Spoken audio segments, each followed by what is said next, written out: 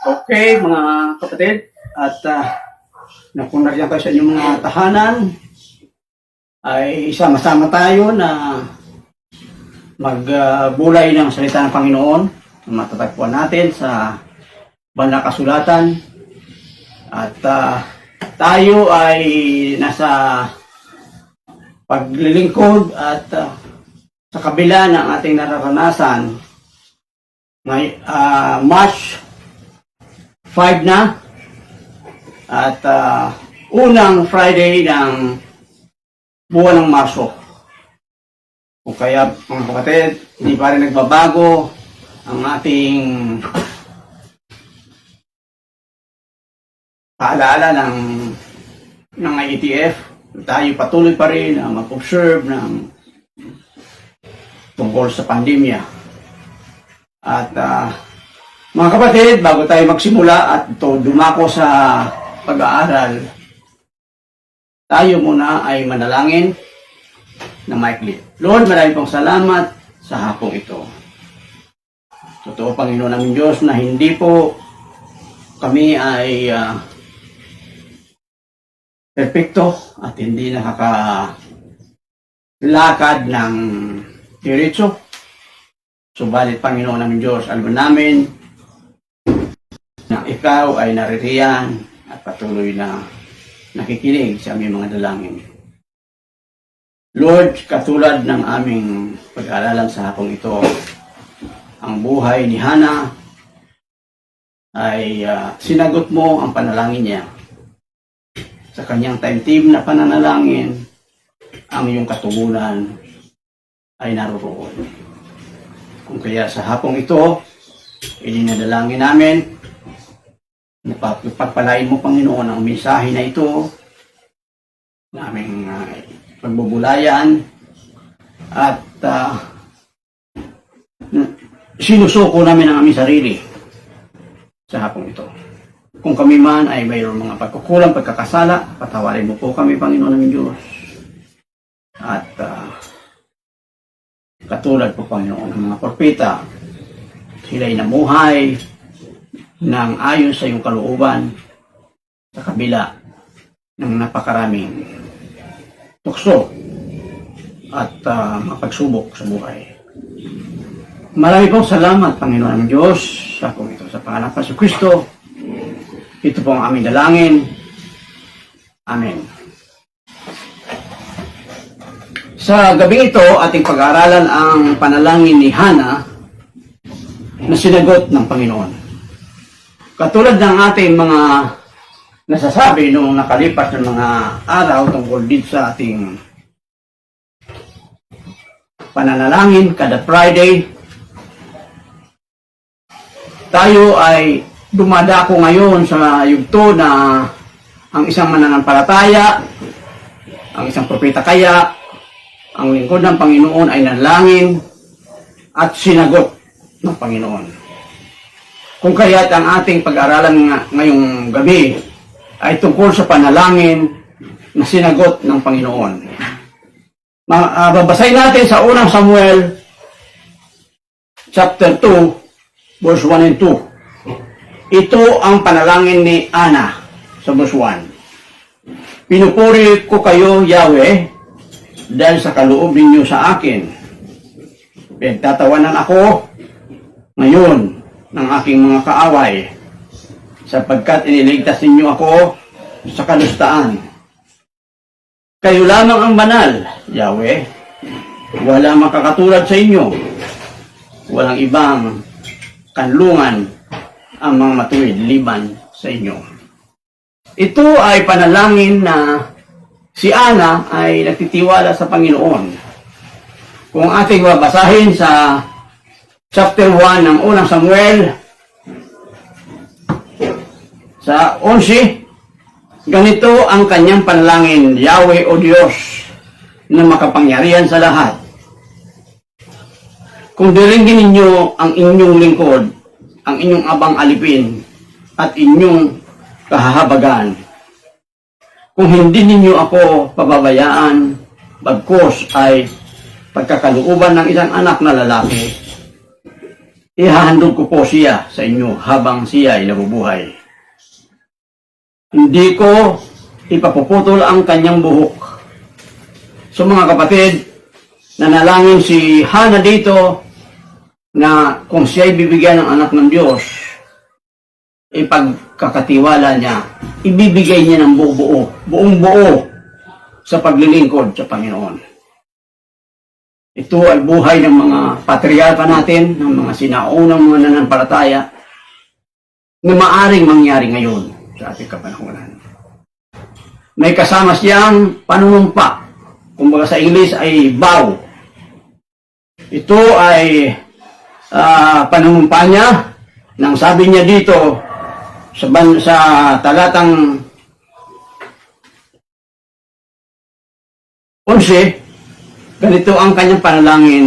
Ulitin ko lamang, Yahweh, Diyos na makapangyarihan sa lahat, kung diringginin niyo ang iyong abang alipin at inyong kahabagan. Kung hindi ninyo ako pababayaan, bagkos ay pagkakalooban ng isang anak na lalaki, ihahandog ko siya sa inyo habang siya ay nabubuhay. Hindi ko ipapuputol ang kanyang buhok. Ito mga kapatid ay alituntunin ng mga tinatawag natin Nazarite, na hindi nila pinapuputol ang kanilang buhok. Katulad ni Samson, si Samson ay Nazarite din. Hindi niya pinaputol ang kanyang buhok. Ano doon ang kanyang lakas sa buhok?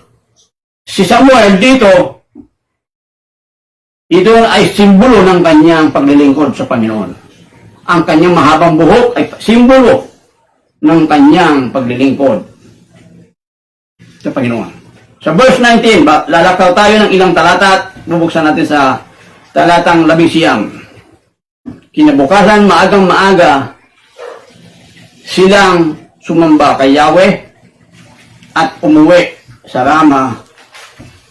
Pagkatapos, sinipingan ni Elkana si Ana at dininig ni Yahweh ang dalangin nito. Iyan ang sabi sa verse 19.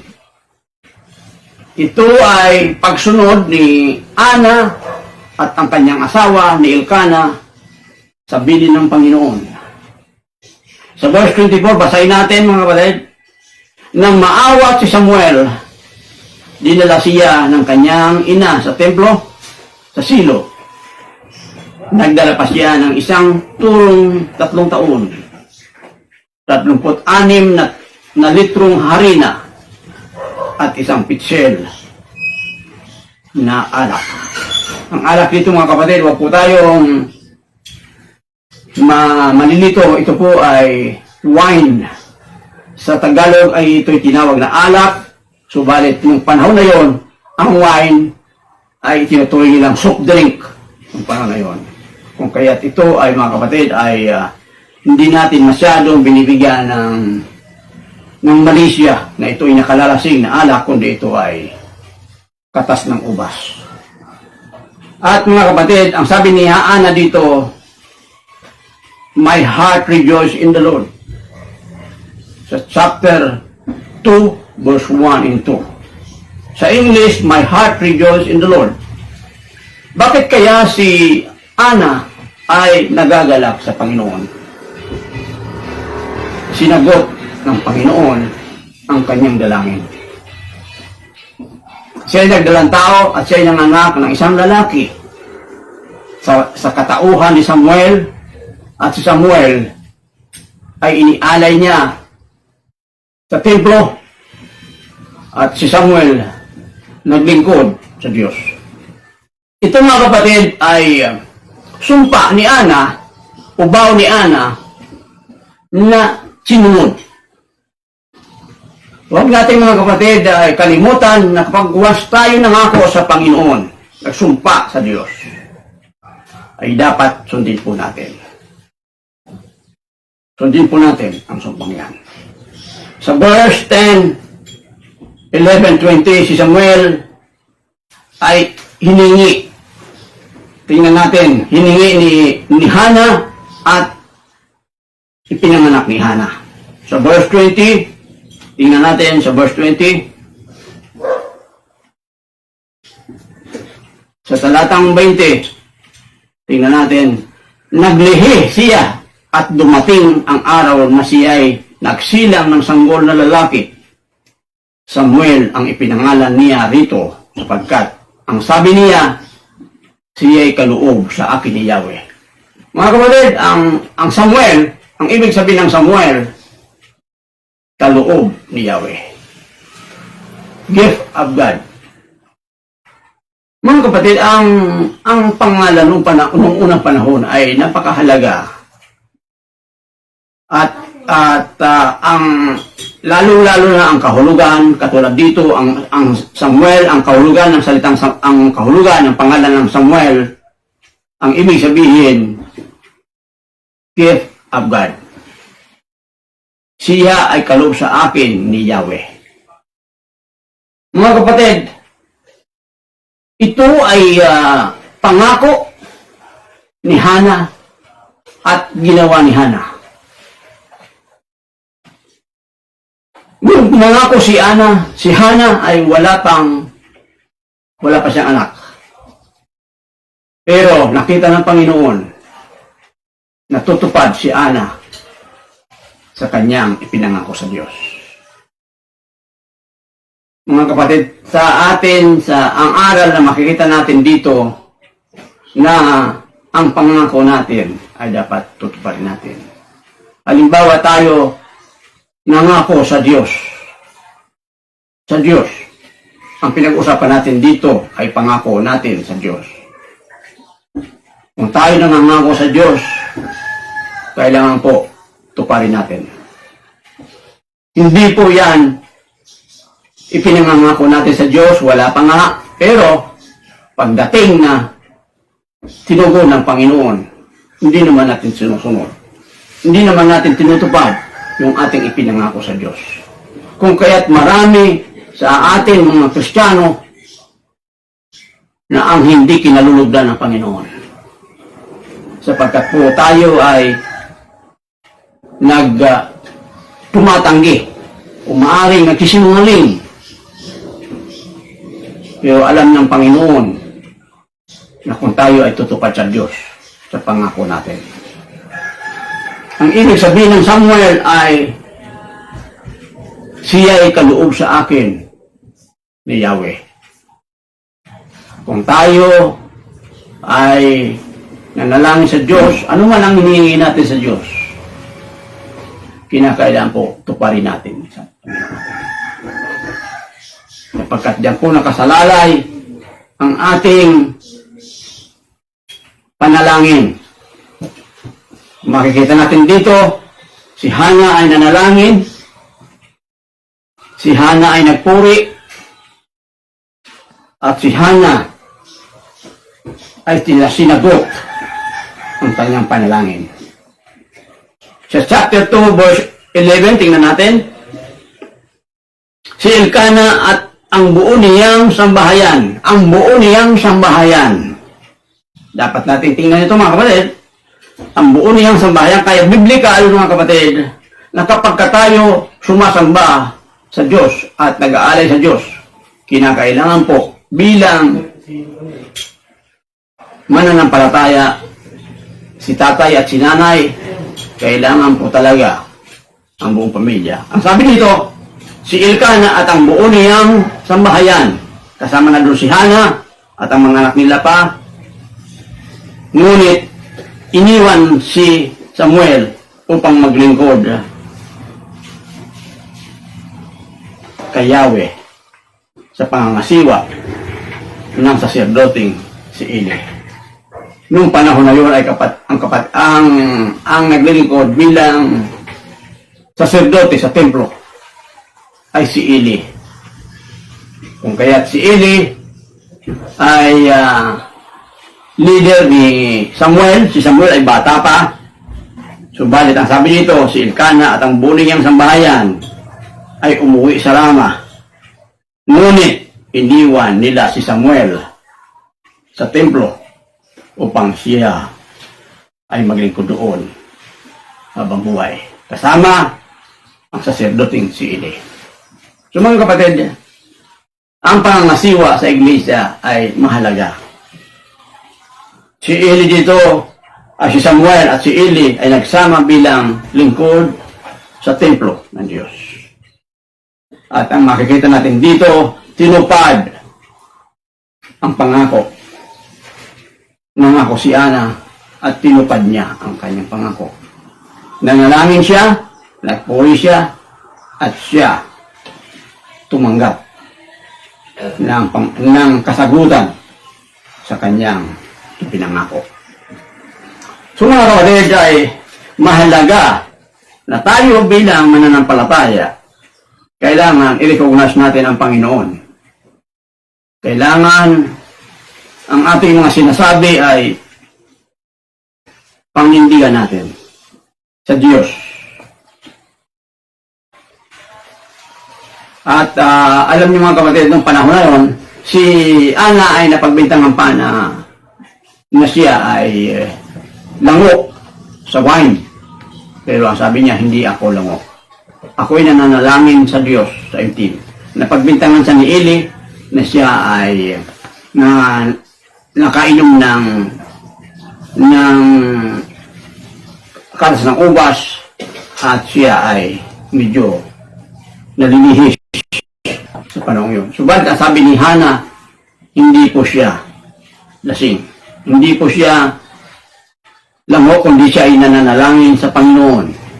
Nananalangin kay Yahweh. Ang sabi dito sa verse 25, nang may handog na ang baka, dinala nila kay Eli ang bata. Sinabi ni Ana, kung natatandaan ninyo, ako po ay yung babaeng tumayo sa tabi ninyo noon at nanalangin kay Yahweh. Idinalangin ko na sa kanya na ako'y pagkalooban ng anak at ito ay ibinigay sa akin. So mga kapatid, tayo ay manalangin ng tuloy-tuloy na lamang sapagkat alam natin na ang ating nararanasan sa panahon ngayon ay lilipas. Wala naman talagang pagsubok. Wala namang problema na mabigat sa Panginoon. Huwag natin kalimutan na sa kabila na nangyayari sa atin sa panahon ngayon, mayroon tayong Diyos na nakakaalam ng ating mga ginagawa. Lahat ng ating idinadalangin ay may nakaambang sa kasagutan ng Panginoon. Kung kaya mga kapatid, tayo ay nagpapasalamat sa panahon ito sapagkat binigyan tayo ng panahon na tayo ay manalangin at magbasa ng banal na kasulatan. So, ang mananalangin sa atin mga kapatid ay si Ron Lopez.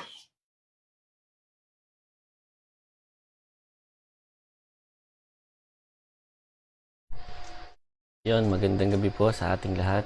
Ngayon naman po ay sama-sama tayong manalangin para magkaroon ng mas passionate na spirituality ang bawat isa. Mag-pray po tayo. Lord, maraming salamat Panginoon sa araw na ito, Panginoon. Pinupuri ka namin at pinasasalamatan. Lord, pinapanalangin ko Panginoon na mapapurihan namin ang iyong pangalan, maitaas namin ang iyong pangalan, Panginoon. Makita, Panginoon, ang inyong presensya sa aming mga buhay. Panginoon, tulungan niyo kami na mangyari ito, Panginoon. Guide us always, Panginoon. Lord, I pray po sa mga nagagawa namin mga kasalanan, Panginoon. Patawarin niyo po kami, Panginoon, sa mga nagagawa namin na hindi nakakalugod sa inyo, Panginoon. Panginoon, pinapanalangin ko, Panginoon, na tulungan niyo kami na maalis itong mga kasalanan, Panginoon, na nag-i-struggle kami, Panginoon. Yung mga kasalanan po na nahihirapan kaming ma-overcome, Panginoon. Tulungan niyo po kami, Panginoon, na maialis ito, Panginoon. At finally, matanggal po namin ito sa aming mga buhay, Panginoon. Panginoon, tinataas ko po sa inyo, Panginoon. Dahil kung kami lamang po, Panginoon, mahirapan kaming labanan, mahirapan kaming alisin itong mga kasalanan na ito, Panginoon.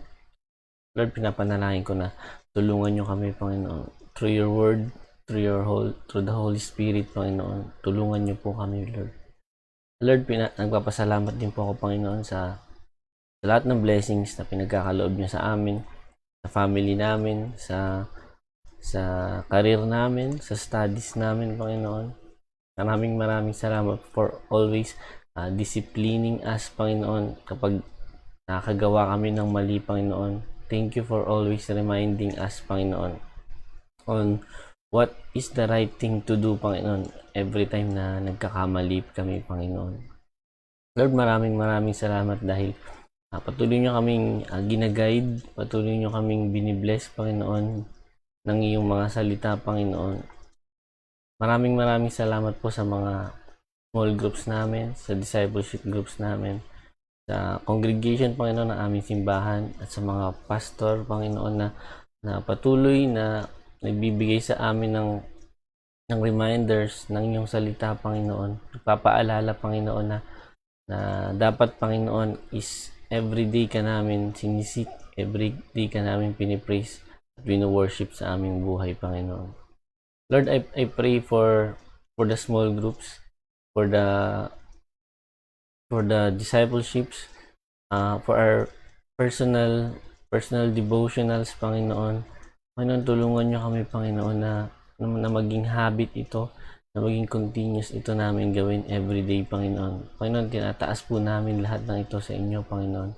Panginoon, pinapanalangin ko rin po lahat ng aming gagawin, lahat ng aming plans, Panginoon, para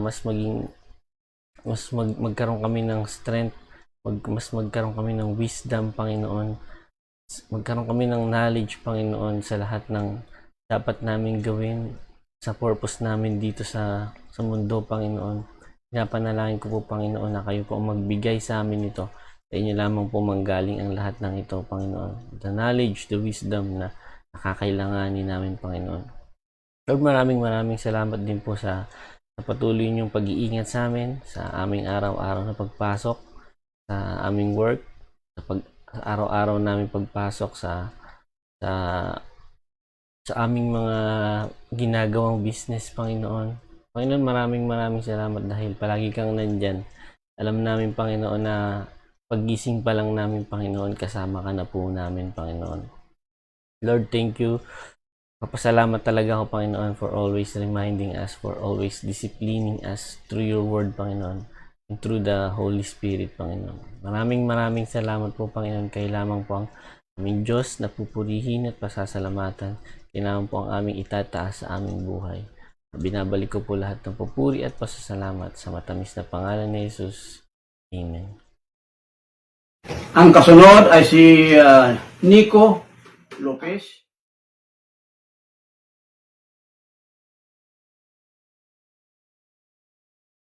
Good evening po. For our next prayer points po. May the Lord give us all JCC members and live streaming audience the heart for discipleship, each one to become true discipleship of Jesus Christ. And second po, may the Lord increase the number of small groups, leaders, and may everyone be engaged into the process of becoming a leader. So yun po yung mga ipag-pray natin by this time. So tara po, samahan niyo po ako mag-pray. Yes, Sir God, maraming salamat nga po muli, Panginoon, sa gabing ito, Panginoon, na binigay niyo, Panginoon, para makapagsama-sama muli kami, Panginoon, upang manalangin, Panginoon, para sa iyo, Panginoon, at para sa bawat isa, Panginoon. Muli pinagpipray namin, Panginoon, yung all members, Panginoon, ng JCC, Panginoon, also yung mga nakikisa sa amin, Panginoon, through live streaming, Panginoon, naway ma-encourage pa kami, Panginoon, na mas ma-involve pa, Panginoon, sa discipleship groups, Panginoon, na mas magkaroon kami ng heart, Panginoon, na makilala ka, Panginoon, namin through discipleship groups, Panginoon. Panginoon, alam po namin na ginagawa namin ito, Panginoon, kasi mahal ka po namin, Panginoon. Also, we pray, Panginoon, sa quantity, Panginoon, ng small groups, Panginoon, kada small groups, Panginoon. We pray, Panginoon, na mas lumaki pa, Panginoon, and mas ma-encourage din, Panginoon, na maging isang leader, Panginoon. Alam po namin, Panginoon, na sobrang halaga nito, Panginoon, sa bawat isa, Panginoon, na mas ma-encourage kami, na ma-involve sa small groups, Panginoon, at maging leader mo, Panginoon. Panginoon, maraming salamat, Panginoon, sa mga biyayang binibigay niyo, Panginoon, sa bawat isa. At lahat ng ito, Panginoon, is ginagawa namin kasi mahal ka po namin. Panginoon, may you guide us, Panginoon, always, and bless us always, Panginoon.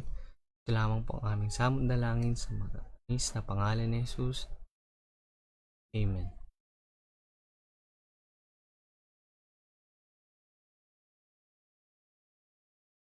Yun, magandang gabi po sa ating lahat. Ngayon po, samahan niyo po ako sa ating ikatlong prayer points kung saan ang ipagpipray po natin ay ang pagkakaroon ng strong core and strong church. So, simulan na po tayo. Pray. Yes, Lord God, Heavenly Father, Panginoon, hindi po, Panginoon, nagpapasalamat kami, Panginoon, sa kabutihan mo para sa buhay namin, Panginoon. Lord, thank you for this privilege and opportunity na pinagkaloob mo muli sa amin ngayong gabi, Panginoon, para muling ma-remind at makinig sa mga message mo, Lord God. Lord, humihingi po kami ng kapatawaran sa aming mga pagkakasala na nagagawa sa araw-araw, Panginoon. Patawad kung may mga bagay na paulit-ulit pa rin kaming nagagawa kahit na iningi na namin siya sa'yo ng kapatawaran noon, but lagi pa rin namin nagagawa, Lord. Patawad po, Panginoon. Patawad po. Lord, sorry kung may mga pagkakataon din na imbis na ikaw yung unahin, Panginoon, ay nagagawa pa rin po namin unahin yung sarili naming kagustuhan, Lord God. Patawad po, Panginoon, sa mga panahong nagagawa naming unahin yung ibang bagay kaysa sa'yo, Lord God. Lord, patawad sa mga bagay na nakakalimutan ka namin dahil mas may inuuna kaming gawin higit sa iyo, Lord God. Patawad po. Lord, nawa nga po, Panginoon, tulungan mo kaming baguhin ang ways ng aming buhay, Panginoon. Baguhin mo nga po nawa ang aming mga puso, Panginoon. Baguhin mo nga po nawa ang direksyon ng bawat isa, Panginoon. Baguhin mo din po ang atensyon namin, Panginoon. Ilayo mo nga po ang atensyon namin sa mga temptasyon, Lord God, sa mundong ito, Lord. Lord, pinagpipray din po namin, Panginoon, ang aming church po, Panginoon, ang mga leaders and members nito, Panginoon. Nawa nga po, Panginoon, panatilihin mo yung puso na nag-aalab para sa pagsiservice sa iyo, Panginoon, sa paglilingkod at pag-worship sa iyo, Panginoon. Lord, nawa nga po ang aming mga leaders, Panginoon, ay pagkalooban mo ng mga puso na walang humpay sa paglilingkod sa iyo, Panginoon. Puso na laging willing na matuto at makapag-share pa ng mga message and turo mo po, Panginoon. Lord, tulungan mo din po ang aming mga leaders, Panginoon, na magkaroon ng tenga na handang makinig, Panginoon, at isip na laging handang umunawa para sa iba, Lord God. Lord, nawa nga po, Panginoon, maging leader po sila na effective, Panginoon. Nang sa gayon, Panginoon, is mas marami pa rin po silang matrina susunod na leaders ng aming church, ng ating church, Panginoon. Lord, nawa nga po, Panginoon, i-guide mo ang bawat isa sa leaders and members ng church po, Panginoon. Nang sa gayon, Panginoon, ay walang maligaw sa amin ng landas, Lord God. At kung mangyari man po, Panginoon, dumating ang pagkakataon, Panginoon, na maligaw kami, makalimutan namin, Panginoon, na mahal mo kami, Panginoon. Ipaalala mo nga po nawa sa bawat isa, Panginoon, ang pinakang dahilan kung bakit kami nag-commit sa iyo, Lord God. Ang pinakaunang dahilan kung bakit kami nag-commit sa iyo, Lord God. Lord, nawa nga po, ibalik mo kami sa direksyon na dapat namin patunguhan patungo sa iyo, Lord God. Lord, nawa nga po kung dumating ang panahon na yun, Panginoon, ipaalala mo sa bawat isa, Panginoon, kung gaano mo kami kamahal, Panginoon, kung gaano mo kami mahal na mahal, Lord God. Pinagkakaingatan, Panginoon. Lord, maraming salamat din po, Panginoon, sa bawat blessings na aming natatanggap sa araw-araw, Panginoon. Maraming salamat sa pag-iingat din lang sa amin, sa aming mga kaibigan, sa aming mga pamilya, sa aming mga kakilala, Panginoon. Thank you po, Panginoon, sa walang humpay na pagmamahal at pagkakalinga na sa araw-araw ay pinaparamdam mo sa bawat isa, Lord God. Hindi man namin deserve, Lord God, yung mga pagmamahal at biyayang yun, Panginoon. Still, sobra-sobra pa rin yung pagkabigay mo sa amin, Lord God. Sobra-sobra at higit-higit pa po, Panginoon. Maraming salamat po, Ama. Lord, nawa nga po, Panginoon, i-guide mo po kami sa araw-araw, Panginoon. Maghari ka nga po nawa sa buhay ng bawat isa, Panginoon. Muli po, Panginoon, sa iyo lahat ng papuri at pasasalamat. Ito po ang aming samot dalangin sa pangalan ni Jesus. Amen at amen. Ang kasunod ay si Raimundo Dapulayan.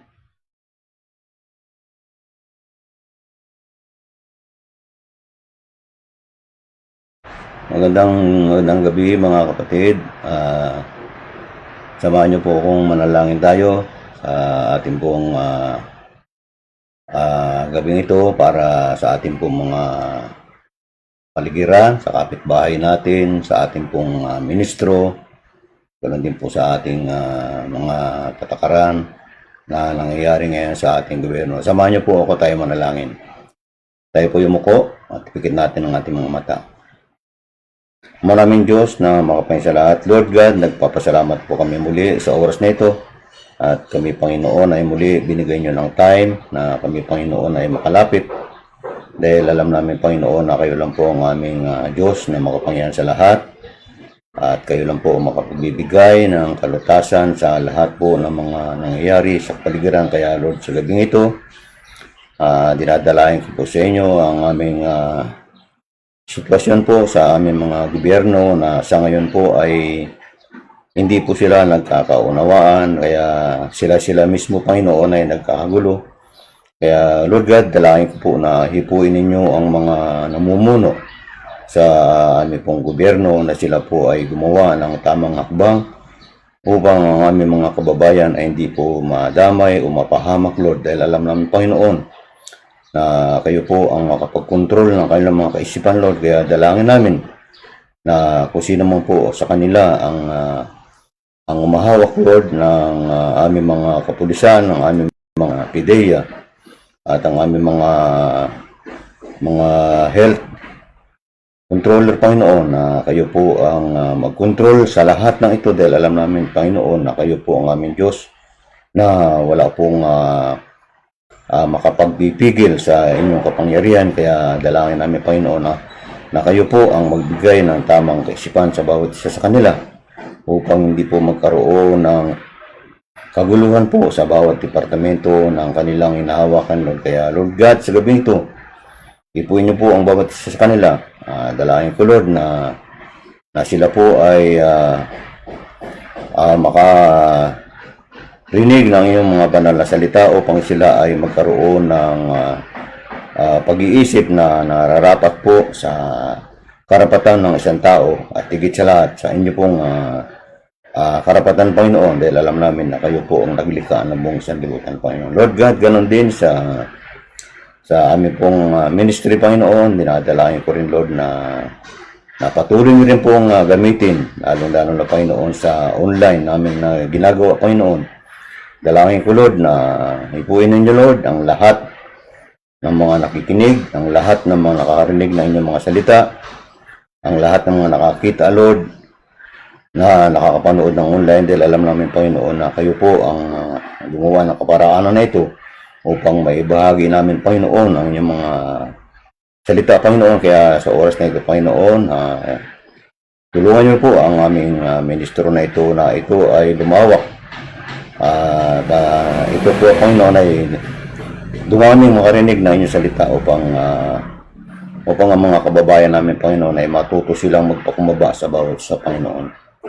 Lord God, dalangin din namin ang aming bayan na Anguno at ang aming mga karatig bayan, Lord, na ganoon din, Panginoon, na ang lahat po ng mga namumuno dito sa lugar namin, maging sa barangay, maging sa kapulisan.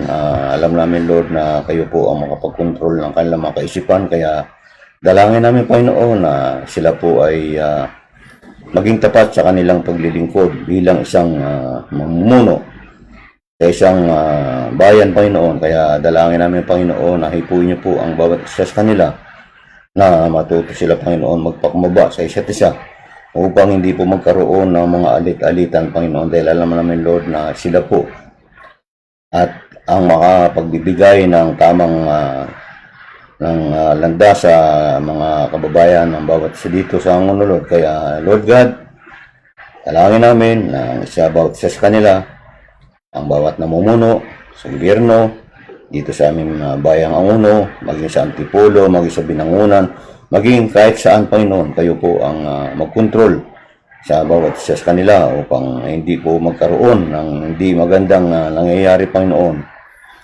Dalangin, Panginoon, na ang patuloy na kumakalat na sakit na COVID virus na ito, Panginoon. Lord God, alam naman namin na wala pong imposible sa inyo.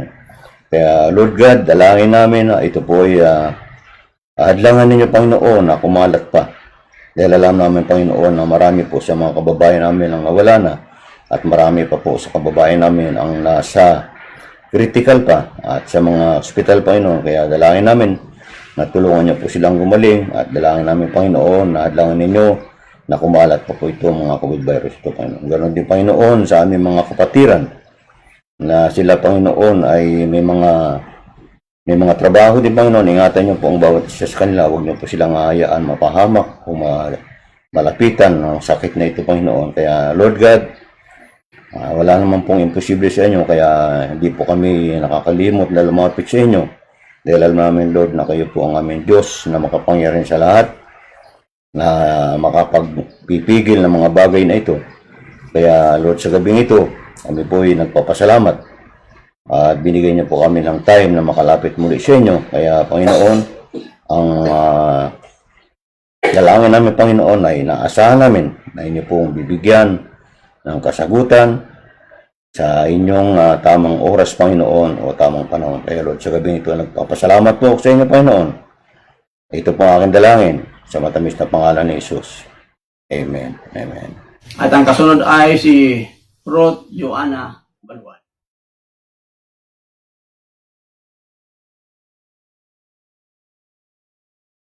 So good evening po sa bawat isa. Ngayon naman po ipag-pray natin ang ating financial breakthrough, ang ating job promotions, businesses, and opportunities for all. Let's pray po. Lord God, maraming salamat po, Panginoon, at sama-sama po kami ngayon na nagpipray sa inyo, Lord God, and ma-focus nga po namin yung puso namin, yung isipan namin, may pagpupuri sa inyo, Lord God. Lord, pinagpipray ko nga po, Panginoon, ang financial breakthrough ng bawat isa at matutunan nga po namin, Panginoon, yung utusan ninyo. Kayo po ang unahin, Panginoon, maging sa aming finances, Panginoon, Lord God, at matutunan nga rin po namin, Panginoon, na bawat desisyon namin particularly, Panginoon, financially, kayo po ang pangunahing nilalapitan namin, Lord God. Lord,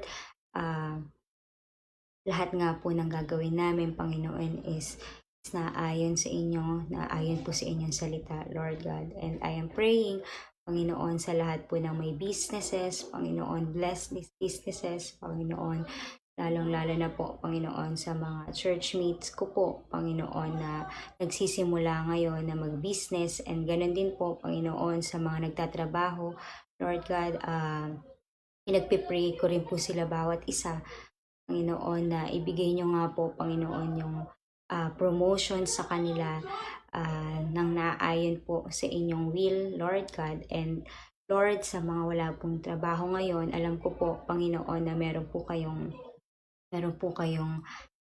will, Panginoon, kung bakit po kami naghihintay, Panginoon, at naway nagagawa po namin yung kagustuhan nyo sa aming paghihintay, Panginoon. Lord God, Ito lamang po sa pangalan ni Jesus. Amen.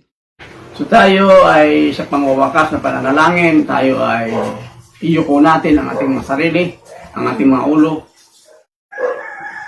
Lord, maraming pong salamat sa gabi ito na kami po ay pinagsama-sama mo ang aming puso't damdamin. Ang aming kaisipan ay nakatuon sa iyong bendisyon sa lahat ng aming ginagawa. Una sa lahat, Panginoon, hiniling ko, Panginoon, na pagpalain mo ang bawat miyembro, ang bawat kasapi ng Journey Community Church. Na kami po, Panginoon, magkaisa na isulong ang iyong ministeryo. Sa kabila, Panginoon, ng napakaraming pagsubok na maaring humadlang sa amin, kami patuloy na nakatingin sa iyo, Panginoon, bilang Diyos. Ikaw ay nakaupo sa iyong kabanal-banalang trono sa aming kalagitnaan upang magpatupad ng batas. Ng batas na yan, Panginoon, unang-una ay sa mga mananampalataya sa amin, pangalawa sa buong Pilipinas, sa buong mundo, laban, Panginoon, ang Diyos sa iyong judgment, Panginoon, sa nararanasan naming pandemya sa panahon ito. Alam ko po, Panginoon, ang mensahe mo dito ay matagal ng panahon na kami nakakalimot na magbigay ng halaga sa pananalangin. Kung kaya, Panginoon, ang pagsubok na ito, Panginoon, ay pansamantala lamang namin nararanasan. Ipinagkakatiwala namin sa iyo, Panginoon, ang Diyos, ng buong mundo. Ang buong mundo ay nananalangin, ang mga nananampalataya na, Panginoon, maibalik kami, Panginoon, sa normal at sa watahin mo, Panginoon, ang COVID-19 na ito, Panginoon ng Diyos, na lubhang nagbibigay sa amin ng agam-agam sa aming pamumuhay sa araw-araw. Ikaw, Panginoon, nakakatalos ng lahat ng ito. Kung ito man ay gawain ng kaaway, madali sa aming, Panginoon, naunawaan namin na ito ay pinahintulutan mo na mayroon kang purpose, Panginoon, dito. Na walang iba. Alam namin, Panginoon, na tawagan ang aming mga damdamin na kampante sa materialismo, maaring sa materialismo, maaring sa makasariling pag-imot at relax na pag-ugali na wala na, Panginoon, sensitivity sa iyong banal na salita at sa guidance, Panginoon, ng banal na Espiritu. Idinalangin ko, Panginoon, ang buong sambahayan mo sa buong Pilipinas. Yung mga pinili mo, Panginoon.